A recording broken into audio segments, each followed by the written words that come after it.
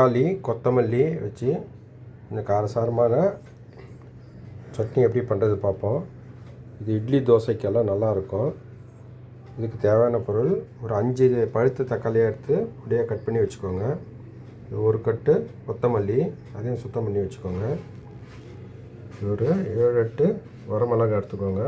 இதில் கலருக்காக ஒரு 2 காஷ்மீரி சில்லியும் சேர்த்துருக்கு.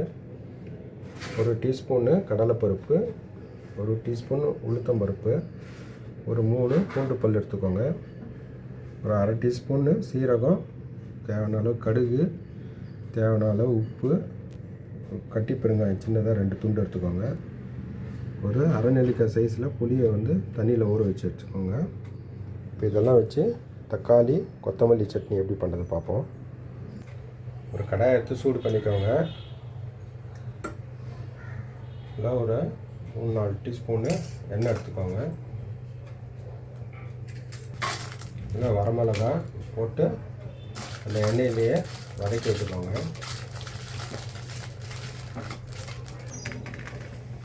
அது லேசாக வறுத்த அப்புறமா அது தனியாக தட்டில் எடுத்து மாற்றிக்கோங்க.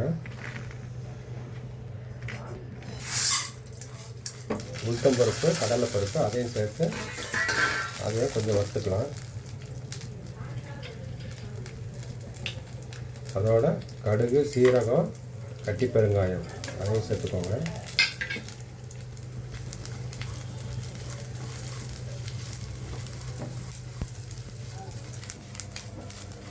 உளுத்தம்பருப்பை நல்லா செவக்க வறுத்துடுங்க. இப்போ தக்காளி கொத்தமல்லி அதையும் சேர்த்துக்கலாம்.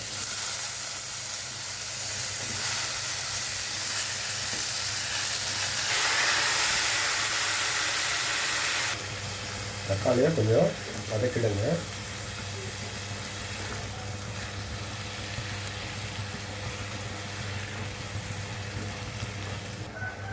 உப்பு சேர்த்துருங்க. தக்காளியில் இன்னும் கொஞ்சம் சீக்கிரமாக சாஃப்ட் ஆகிடும். கொத்தமல்லி சேர்த்துக்கலாம்.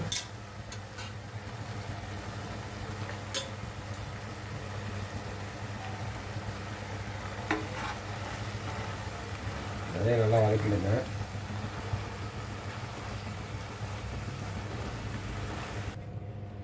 கொத்தமல்லி போட்டு 1 நிமிஷம் மட்டும் வதக்குங்க. அது கொஞ்சம் பச்சையாக இருந்ததுன்னா நல்லா கலராக இருக்கும். இப்போ இது எல்லாத்தையும் மிக்சியில் ஆறின அப்புறமா அரைச்சி எடுத்துக்கலாம். மிக்சியில் எல்லாத்தையும் அரைச்சி எடுத்துக்கலாம். முதல்ல வரமிளகாய் ஒரு திருப்பிடலாம். பூண்டு பல்லு கூட சேர்த்துருங்க. இதுலேயே கரைச்சி வச்ச புளி தண்ணியை சேர்த்துக்கலாம்.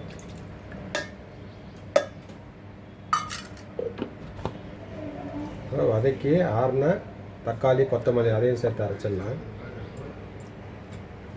ரொம்ப மையம் அரைக்காதீங்க. கொஞ்சம் குறைன்னு இருந்தால் தான் இந்த சட்னி நல்லாயிருக்கும்.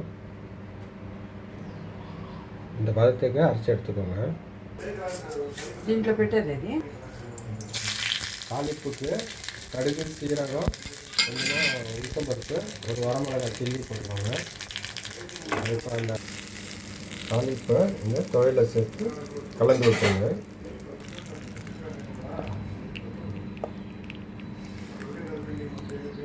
தக்காளி கொத்தமல்லி சட்னி ரெடி ஆகிடுச்சு. இது இட்லி தோசைக்கு நல்லாயிருக்கும். சாதத்தில் கூட கலந்து போட்டு சாப்பிட்டுக்கலாம். நீங்களும் ட்ரை பண்ணி பாருங்கள்.